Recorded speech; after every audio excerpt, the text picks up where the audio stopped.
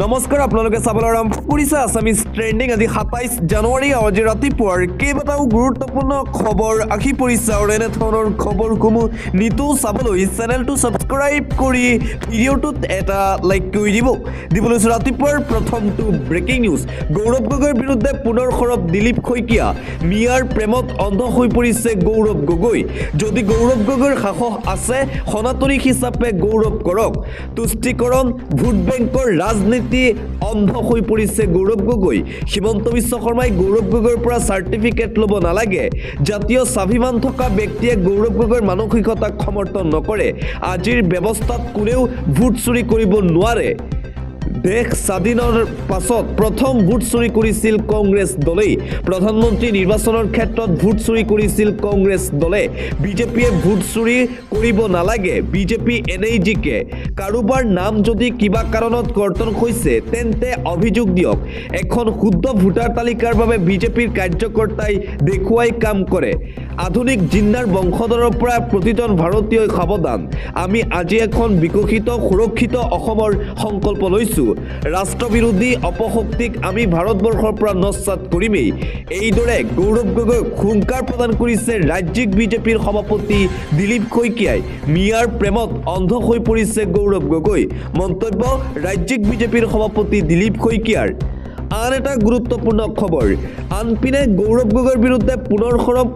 ৰাজ্যৰ মুখ্যমন্ত্ৰী ডক্টৰ হিমন্ত বিশ্ব শৰ্মা গৌৰৱ গগৈ নিজে পাকিস্তানী বা পাকিস্তানৰ উদাহৰণ লৈ আহে গৌৰৱ গগৈৰ মনত কেৱল ইছলামাবাদ পাকিস্তান জিন্নাৰ কথাই আহে মুখ্যমন্ত্ৰী হিমন্ত বিশ্ব শৰ্মাক জিন্নাৰ সৈতে তুলনা কৰাৰ প্ৰসংগত এইদৰে গৌৰৱ গগৈৰ বিৰুদ্ধে যোৱাকালি পুনৰবাৰ সৰব হৈ পৰিছে ৰাজ্যৰ মুখ্যমন্ত্ৰী ডক্টৰ হিমন্ত বিশ্ব শৰ্মা অন্য এটা খবৰ লুৰিণজ্যোতি গগৈ মিয়াৰ লগত কম্প্ৰমাইজ কৰা আঞ্চলিকতাবাদী বৰপেটাত মিয়াক উচ্ছেদ কৰিলে ডিব্ৰুগড়ত লুৰিণজ্যোতি গগৈয়ে কান্দে বিজেপিৰ বাহিৰে কোনো দলে আঞ্চলিকতাবাদ জীয়াই ৰাখিব নোৱাৰে অসমত যোৱাকালি গণৰাজ্য দিৱসৰ দিনাই অসম জাতীয় পৰিষদৰ সভাপতি লুৰিণজ্যোতি গগৈক তীব্ৰ কটাক্ষ কৰে ৰাজ্যৰ মুখ্যমন্ত্ৰী ডক্টৰ হিমন্ত বিশ্ব শৰ্মাই ভুৱা আঞ্চলিকতাবাদ হৈছে লুৰিণজ্যোতি গগৈ মিয়াক উচ্ছেদ কৰিলে ডিব্ৰুগড়ত বহি কান্দি থাকে লুৰিণজ্যোতি গগৈ মুখ্যমন্ত্ৰী হিমন্ত বিশ্ব শৰ্মাই কৰিছে মন্তব্য লগতে বিধায়ক অখিল গগৈ সন্দৰ্ভতো মন্তব্য কৰিছে মুখ্যমন্ত্ৰী ডক্টৰ হিমন্ত বিশ্ব শৰ্মাই অখিল গগৈ মিয়াৰ দালাল অখিল গগৈ হৈছে এজন মিয়াৰ মেইন দালাল মিয়াৰ হাতত অসমখন বেছি দিব বিধায়ক অখিল গগৈয়ে মিয়া অঞ্চলত গৈ যি টি কথা কৈ আছে অখিল গগৈক মিয়াৰ দালাল আখ্যা দিছে মুখ্যমন্ত্ৰী হিমন্ত বিশ্ব শৰ্মাই মুখ্যমন্ত্ৰী হিমন্ত বিশ্ব শৰ্মাৰ এনে মন্তব্যৰ বাবে মুখ্যমন্ত্ৰীৰ বিৰুদ্ধে গোচৰ তৰাৰো হুংকাৰ প্ৰদান কৰিছে বিধায়ক অখিল গগৈয়ে মুঠতে অখিল গগৈ আৰু হিমন্ত বিশ্ব শৰ্মাৰ মাজৰ যুদ্ধ এতিয়া আকৰ্ষণীয় হৈ পৰিছে আন এটা অতিকৈ গুৰুত্বপূৰ্ণ খবৰ যোৱাকালি গণৰাজ্য দিৱসৰ কোনো কাৰ্যসূচীতে দেখা নগ'ল প্ৰদেশ কংগ্ৰেছৰ সভাপতি তথা সাংসদ গৌৰৱ গগৈক যাৰ বাবে ৰাজ্যিক বিজেপিৰ ফেচবুক পেজত পোষ্ট দেখিবলৈ পোৱা গৈছে লগতে মন্ত্ৰী পীযুষ হাজৰিকায়ো কৰিছে পোষ্ট গণৰাজ্য দিৱস উপেক্ষা কৰা বুলি গৌৰৱ গগৈক কটাক্ষ কৰিলে বিজেপিৰ মন্ত্ৰী পীযুষ হাজৰিকাই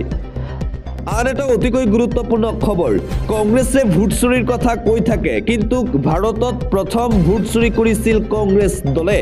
ভাৰতৰ সংবিধান প্ৰণেতা ডক্টৰ ভীমৰাও ৰামজী আম্বেদকাৰ আৰু অশোক মেহতাই 1952 চনত লিখিতভাৱে কংগ্ৰেছৰ বিৰুদ্ধে ভোট চুৰিৰ অভিযোগ দিছিল দ্বিতীয়তে ইন্দিৰা গান্ধীৰ বিৰুদ্ধে ৰাজ নাৰায়ণে ভোট চুৰিৰ গোচৰ তৰিছিল আৰু এলাহাবাদ উচ্চ ন্যায়ালয়ে এই অভিযোগ সত্য বুলি কৈছিল ভোট চুৰিক লৈ কংগ্ৰেছক উভতি ধৰিলে এইবাৰ ভাৰতীয় জনতা পাৰ্টিয়ে সংবাদমেল সম্বোধন কৰি কংগ্ৰেছৰ ভোট চুৰিৰ ইতিহাস আছে বুলি অভিযোগ বিজেপিৰ মুখপাত্ৰ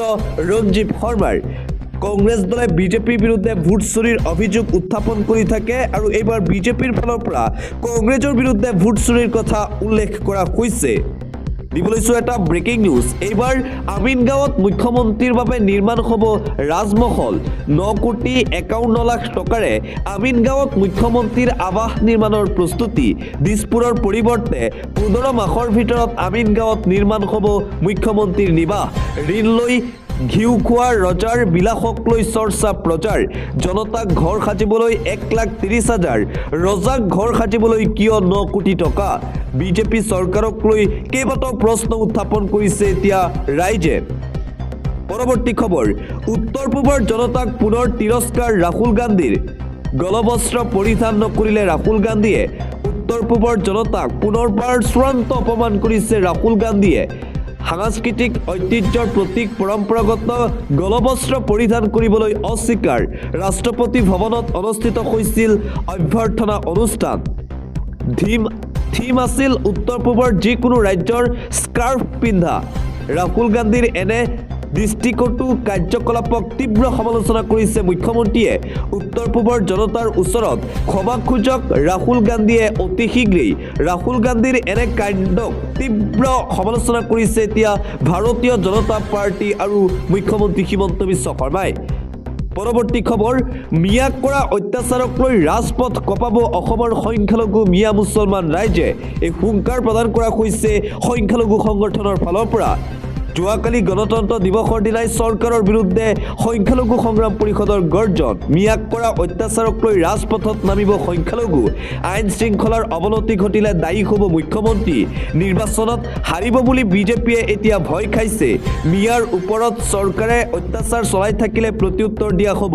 নামনি অসমৰ হাজাৰ হাজাৰ মিয়াই ওলাই আহিব ৰাজপথত অত্যাচাৰ সহ্য কৰা নহ'ব বুলি হুংকাৰ প্ৰদান কৰিছে সংখ্যালঘু সংগ্ৰাম পৰিষদে গণতন্ত্ৰ দিৱসৰ দিনটোতে যোৱাকালি মুখ্যমন্ত্ৰী হিমন্ত বিশ্ব শৰ্মাৰ বিৰুদ্ধে এই হুংকাৰ প্ৰদান কৰিছে সংখ্যালঘু সংগ্ৰাম পৰিষদৰ নেতা আবু বক্কৰ ছিদ্দিকে আৰু মুখ্যমন্ত্ৰী হিমন্ত বিশ্ব শৰ্মাই মিয়াৰ ওপৰত অত্যাচাৰ বন্ধ কৰাৰো দাবী উত্থাপন কৰিছে সংখ্যালঘু সংগঠনটোৱে দিবলৈছোঁ এটা গুৰুত্বপূৰ্ণ খবৰ মুখ্যমন্ত্ৰী হিমন্ত বিশ্ব শৰ্মালৈ এইবাৰ 10টাকৈ পৰামৰ্শ মৌলানা বদৰুদ্দিন আজমলৰ মুখ্যমন্ত্ৰীলৈ 10টাকৈ পৰামৰ্শ আগবঢ়াইছে আজমলে আপুনি আৰু সাম্প্ৰদায়িক কথা নক'ব আপোনাক মানুহে বহুত বেয়া পাই আছে সাম্প্ৰদায়িক কথা কোৱাৰ বাবে দেশপ্ৰেম বৰ্তাই ৰাখক হিমন্ত বিশ্ব শৰ্মাই আপোনাৰ কাৰণেও ভাল দেশৰ কাৰণেও ভাল মিয়াক লৈ আৰু পলিটিক্স নকৰিব মুখ্যমন্ত্ৰী হিমন্ত বিশ্ব শৰ্মা যোৱাকালি গণৰাজ্য দিৱসৰ দিনাই আপুনি সংকল্প ল'ব লাগিছিল নহ'লে আপুনি গাদী হেৰুৱাব লাগিব আজিও সংকল্প লওক মুখ্যমন্ত্ৰী হিমন্ত বিশ্ব শৰ্মালৈ এই বিশেষ পৰামৰ্শ মৌলানা বদৰুদ্দিন আজমলৰ মিয়াসকলক পঢ়ি শুনি শিক্ষিত হ'বলৈও আহ্বান 20 বছৰৰ পাছত অসম ৰাজত্ব কৰিবলৈ ক'লে আজমলে মুখ্যমন্ত্ৰী ডক্টৰ হিমন্ত বিশ্ব শৰ্মালৈ যোৱাকালি গণতন্ত্ৰ দিৱসৰ দিনটোতেই এই 10টাকৈ বিশেষ পৰামৰ্শ আগবঢ়াইছে AIUDFৰ মুৰব্বী মৌলানা বদৰুদ্দিন আজমলে পৰৱৰ্তী খবৰ হাতে হাতে নথি লৈ ৰাজপথলৈ ওলাই আহিছে সংখ্যালঘু মিয়া ৰাইজ আতংকিত নোটিছ জাৰি কৰা শ লোক এছাৰৰ নামত এতিয়া আতংকময় পৰিৱেশ হাতে হাতে ডকুমেণ্টছ লৈ ৰাজপথলৈ ওলাই আহিছে ৰাইজ নিৰ্বাচন আয়োগে নোটিছ জাৰি কৰাৰ শ লোক আতংকিত কোনো অজ্ঞাত লোকে লোকসকলৰ বিৰুদ্ধে অভিযোগনামা দিছিল গম নোপোৱাকৈ জমা দিয়া হৈছে ফ্ৰম 7 দৰঙৰ মাগুৰমাৰীত চলি থকা এছাৰ প্ৰক্ৰিয়াত তীব্ৰ বিসংগতি এছাৰ প্ৰক্ৰিয়াত একাধিক অনিয়ম সংঘটিত হোৱাৰ অভিযোগ 7 নম্বৰ ফ্ৰমৰ জৰিয়তে বহু বৈধ ভোটাৰৰ নাম ভোটাৰ তালিকাৰ পৰা কৰ্তন বহু পৰিয়ালে বহু বছৰ ধৰি ভোটাধিকাৰ সাব্যস্ত কৰি ৰাখিছিল হঠাতে তেওঁলোকৰ নাম সন্দেহজনক বুলি দেখুৱাইছে নটিছত আতংক আৰু মানসিক চাপৰ সন্মুখীন হৈছে ৰাজ্যৰ সংখ্যালঘু মিয়া ৰাইজ দিবলৈছোঁ এটা গুৰুত্বপূৰ্ণ খবৰ মিয়া আৰু মিয়া মুখ্যমন্ত্ৰী হিমন্ত বিশ্ব শৰ্মাৰ মুখত মিয়া নাথাকিলে ভাষণেই দিব নোৱাৰে মুখ্যমন্ত্ৰী হিমন্ত বিশ্ব শৰ্মাই এইবাৰ অটল অবিচল অসমৰ বাবে ভোট লাগে মুখ্যমন্ত্ৰী হিমন্ত বিশ্ব শৰ্মাক যোৱাকালি গণতন্ত্ৰ দিৱসৰ কাৰ্যসূচীটো মিয়া আৰু মিয়াই কৰি থাকিলে মুখ্যমন্ত্ৰী হিমন্ত বিশ্ব শৰ্মাই মিয়া শব্দ উচ্চাৰণ নকৰাকৈ হিমন্ত বিশ্ব শৰ্মাই যেন কোনো এখন সভাতেই ভাষণ সম্পূৰ্ণ কৰিব নোৱাৰে মিয়াক লৈ যোৱাকালি কেইবাটাও ডাঙৰ মন্তব্য কৰিছিল মুখ্যমন্ত্ৰীয়ে মিয়াক ব্যৱহাৰ কৰি 26ৰ বিধানসভা নিৰ্বাচনৰ বৈতৰণি পাৰ কৰিবলৈ আপ্ৰাণ চেষ্টা কৰিছে মুখ্যমন্ত্ৰীয়ে অভিযোগ উত্থাপন কৰিছে বিৰোধী দলসমূহে অন্য এটা খবৰ মুখ্যমন্ত্ৰীৰ প্ৰৰোচনাত ভৰি নিদিবলৈ আহ্বান এইবাৰ অসম সাহিত্য সভাৰ চৰাঞ্চলৰ মুছলমান অসমীয়া অসম সাহিত্য সভাৰ ফালৰ পৰা এই মন্তব্য মুখ্যমন্ত্ৰীৰ মিয়া নেৰেটিভ নচাত অসম সাহিত্য সভাৰ মিয়া এটা ৰাজনৈতিক শব্দহে মিয়াৰ নাম ব্যৱহাৰ কৰি ৰাজনৈতিক নেতাসকলে নিৰ্বাচন জিকিবলৈ চেষ্টা কৰি থাকে বুলি মন্তব্য কৰা হৈছে অসম সাহিত্য সভাৰ ফালৰ পৰা মিয়া শব্দটোক ৰাজনৈতিক ভাষা আখ্যা অসম সাহিত্য সভাৰ উপসভাপতি পদুম ৰাজখোৱাৰ চৰচাপৰিৰ লোকসকলো অসমীয়া আৰু অসমীয়াই হৈ থাকিব বুলি মন্তব্য পদুম ৰাজখোৱাৰ লিখা পঢ়াৰ জৰিয়তে নিজকে অসমীয়া হিচাপে প্ৰতিষ্ঠা কৰিবলৈ সকলোকে আহ্বান জনাই অসম সাহিত্য সভাৰ উপসভাপতিগৰাকীয়ে মুখ্যমন্ত্ৰী হিমন্ত বিশ্ব শৰ্মাই মিয়াক লৈ যি ৰাজনীতি কৰি আছে সেই ৰাজনীতিক লৈও তীব্ৰ কটাক্ষ কৰিছে ৰাজ্যৰ মুখ্যমন্ত্ৰী ডক্টৰ হিমন্ত বিশ্ব শৰ্মাক অসম সাহিত্য সভাৰ উপসভাপতিগৰাকীয়ে। দিবলৈছো আন এটা গুৰুত্বপূৰ্ণ খবৰ পুনৰবাৰ চেয়াৰমান আলী আহমেদৰ বিতৰ্কিত মন্তব্য কলগাছিয়া হ'ব নামনি অসমৰ ৰাজধানী কলগাছিয়া নামনি অসমৰ ৰাজধানী হ'ব বুলি মন্তব্য চেয়াৰমান আলী আহমেদৰ কলগাছিয়াক বনাব নামনি অসমৰ হেডকোৱাৰ্টাৰ ২৬ৰ নিৰ্বাচনৰ পূৰ্বে এই বিস্ফোৰণ বিধায়ক চেয়াৰমান আলী আহমেদৰ নামনি অসমত সভা অনুষ্ঠিত কৰি এই বিস্ফোৰক মন্তব্য চেয়াৰমান আলীৰ নিৰ্বাচনলৈ ব্যাপক প্ৰস্তুতি দেখিবলৈ পোৱা গৈছে চেয়াৰমান আলী আহমেদৰ সংখ্যালঘু এলেকাত প্ৰায় প্ৰতিদিনে চেয়াৰমান আলী আহমেদৰ সভা কলগাছিয়া নামনি অসমৰ ৰাজধানী হ'বলৈ গৈ আছে পুনৰবাৰ এই বিতৰ্কিত মন্তব্য কৰিছে বিধায়ক চেয়াৰমান আলী আহমেদে। আন এটা গুৰুত্বপূৰ্ণ খবৰ বিজেপিয়ে ভোট চুৰি কৰা নাই বিজেপিয়ে ভোট ডকাইতিহে কৰিছে কংগ্ৰেছ নেতাৰ এই মহা বিস্ফোৰণ ভোট চুৰি নহয় ভোট ডকাইতিত নামিছে হিমন্ত বিশ্ব শৰ্মাৰ নেতৃত্বাধীন ভাৰতীয় জনতা পাৰ্টিৰ দল এছাৰৰ নামত বৃহৎ ষড়যন্ত্ৰ ৰচিছে হিমন্ত বিশ্ব শৰ্মাৰ চৰকাৰে সংবিধান বিৰোধী আৰু সম্পূৰ্ণ বেআইনী কাম কৰিছে বিজেপি বিৰুদ্ধে ভোটদান কৰা ভোটাৰৰ নাম কৰ্তন কৰিছে বিজেপিয়ে গোৱালপাৰা সমষ্টিৰ প্ৰায় ২০,০০০ প্ৰকৃত ভোটাৰৰ নাম কৰ্তন গণতন্ত্ৰৰ ওপৰত প্ৰত্যক্ষ আক্ৰমণ কৰিছে বিজেপিয়ে প্ৰকৃত নাগৰিকৰ ভোটাধিকাৰ কাঢ়ি লৈছে চৰকাৰে বিজেপিৰ বিৰুদ্ধে বৃহৎ আন্দোলনৰ হুংকাৰ প্ৰদেশ কংগ্ৰেছৰ নেতা প্ৰণয়ৰ মুখ্যমন্ত্ৰী আৰু প্ৰধানমন্ত্ৰী নৰেন্দ্ৰ মোদীকো টাৰ্গেট কৰি লৈছে কংগ্ৰেছ দলৰ এই নেতাগৰাকীয়ে। আন এটা অতিকৈ গুৰুত্বপূৰ্ণ খবৰ মই খুবেই সুখী মই ইমানেই সুখী যে মোতকৈ আৰু কোনোবা সুখী আছে নে নাই নাজানো মন্ত্ৰী ৰঞ্জিত কুমাৰ দাসৰ এই মন্তব্য মন্ত্ৰী ৰঞ্জিত কুমাৰ দাসে সংবাদ মাধ্যমৰ আগত এইদৰে মন্তব্য কৰে মই খুবেই সুখী মই ইমানেই সুখী যে মোতকৈ আৰু কোনোবা সুখী আছে নে নাই মই নাজানো কাৰণটো হ'ল প্ৰধানমন্ত্ৰীয়ে দিয়া ২৮ লাখ ঘৰৰ ২৪ লাখ সম্পূৰ্ণ হ'ল সেয়েহে আজি মই আটাইতকৈ সুখী ব্যক্তি অনুভৱ কৰিছোঁ চৰকাৰী ঘৰ দিয়াৰ প্ৰসংগত এইদৰে সংবাদ মাধ্যমৰ আগত মন্তব্য কৰে মন্ত্ৰী ৰঞ্জিত কুমাৰ দাসে। পৰৱৰ্তী খবৰ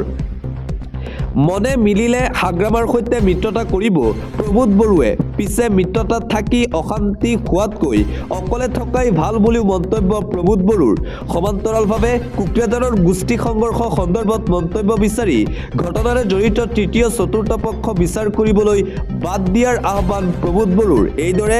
বিটিচিৰ মিত্ৰতাৰ সন্দৰ্ভত পুনৰবাৰ ডাঙৰ মন্তব্য কৰিছে প্ৰমোদ বড়োৱে। আন এটা ব্ৰেকিং নিউজ এই মুহূৰ্তত আহি পৰিছে যোৱাকালি গণতন্ত্ৰ দিৱসৰ দিনটোতেই গুলীচালনাৰ ঘটনা সংঘটিত হৈছে গণৰাজ্য দিৱসৰ দিনটোতেই ভয়ংকৰ গুলীচালনাৰ ঘটনা আসাম ৰাইফলছ আৰু বিদ্ৰোহী সংগঠনৰ মাজত প্ৰচণ্ড গুলীয়াগুলী অৰুণাচলৰ চাংলাঙত জিলাৰ দুৰ্গম ৰাংলুঙু নামৰ ঠাইত এই গুলীচালনাৰ ঘটনা প্ৰায় ৩ ঘণ্টা ধৰি চলি আছিল গুলীচালনা ৪ নং আসাম ৰাইফলছৰ শিবিৰক টাৰ্গেট কৰি গুলীবৰ্ষণ কৰিছিল বিদ্ৰোহী সংগঠনটোৱে প্ৰত্যুত্তৰত আসাম ৰাইফলছক গুলীয়াবলৈ বাধ্য হয় বৰ্তমানো গুলীয়াগুলী চলি আছে বুলি জানিব পৰা গৈছে। আন এটা গুৰুত্বপূৰ্ণ খবৰ ৰাজ্যৰ ১২খনকৈ জিলাত সংখ্যালঘু হৈছে হিন্দু লোক ৰাজ্যত অব্যাহত থাকিব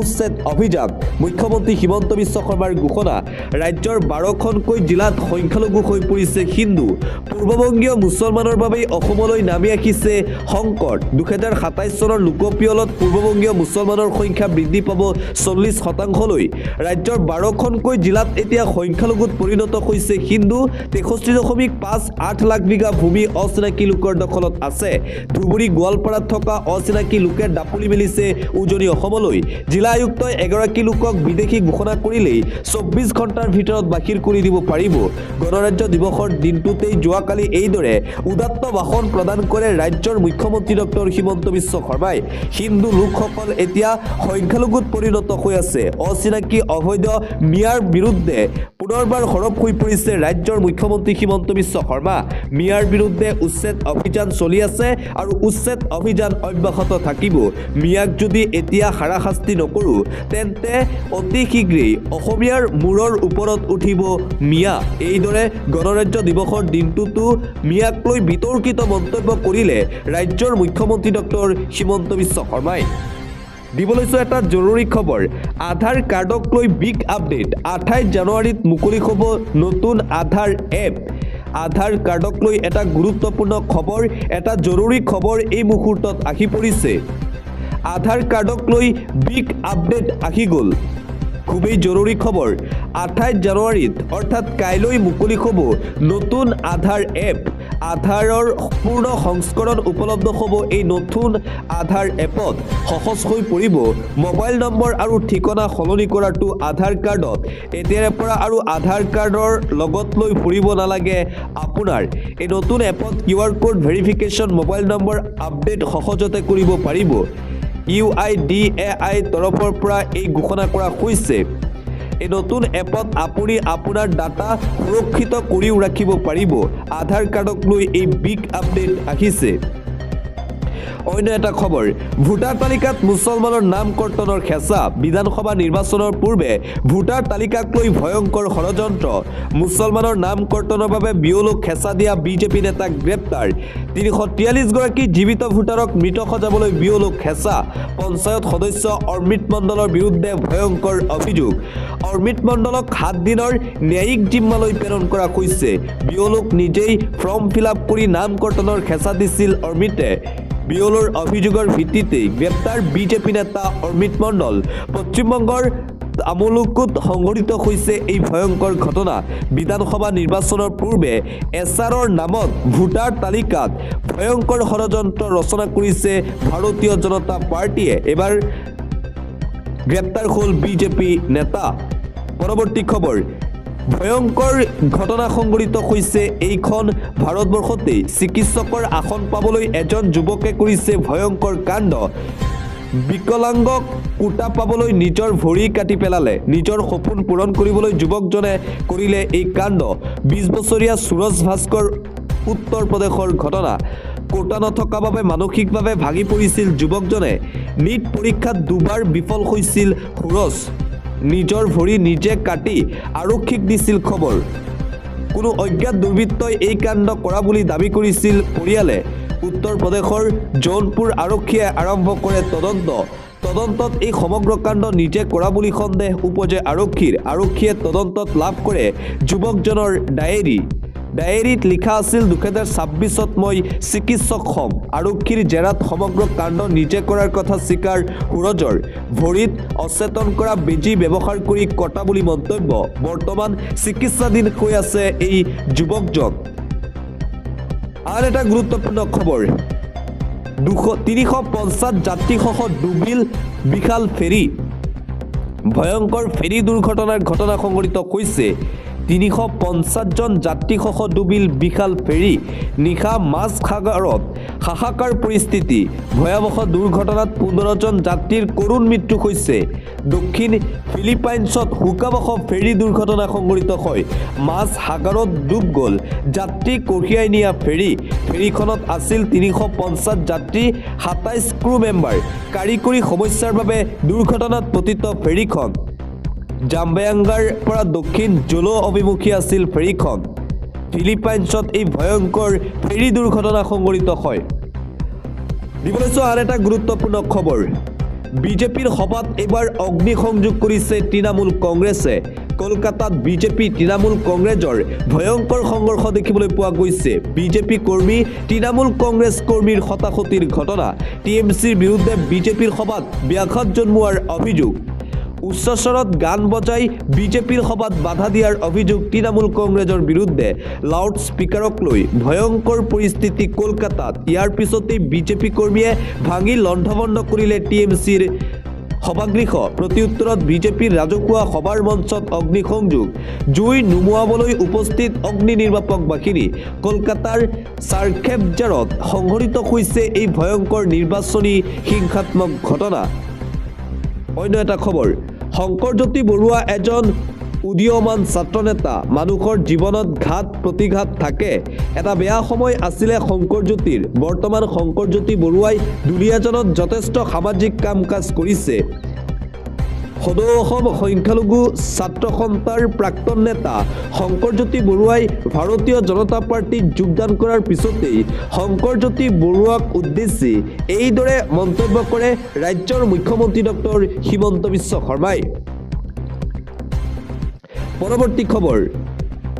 গণৰাজ্য দিৱসৰ দিনা ৰাজপথত হাজাৰ হাজাৰ মাদ্ৰাছাৰ ছাত্ৰ 500 ফুট দীঘল ৰাষ্ট্ৰীয় পতাকালৈ ৰেলী গণৰাজ্য দিৱসৰ দিনাই ৰাজপথত হাজাৰ হাজাৰ মাদ্ৰাছাৰ ছাত্ৰৰ ৰেলী 500 ফুট দীঘল ৰাষ্ট্ৰীয় পতাকালৈ বিশাল ৰেলী যোৱাকালি দেখিবলৈ পোৱা গ'ল 500 ফুট দীঘল ৰাষ্ট্ৰীয় পতাকালৈ ৰাজপথত হাজাৰ হাজাৰ মুছলমান ছাত্ৰ গণৰাজ্য দিৱস উপলক্ষে হাজাৰ হাজাৰ মাদ্ৰাছাৰ ছাত্ৰৰ এই বৃহৎ ৰেলী জামিয়া অসম দাৰুল হাদিছ জয়নগৰ মাদ্ৰাছাৰ এই বিশেষ পদক্ষেপ জামিয়া অসম দাৰুল হাদিছ জয়নগৰত 77 সংখ্যক গণৰাজ্য দিৱস উদযাপন গণৰাজ্য দিৱসৰ দিনাই ৰাজপথত হাজাৰ হাজাৰ মাদ্ৰাছাৰ ছাত্ৰৰ এই বিশাল ৰেলী দেখিবলৈ পোৱা গ'ল যোৱাকালি গণৰাজ্য দিৱসৰ দিনটোত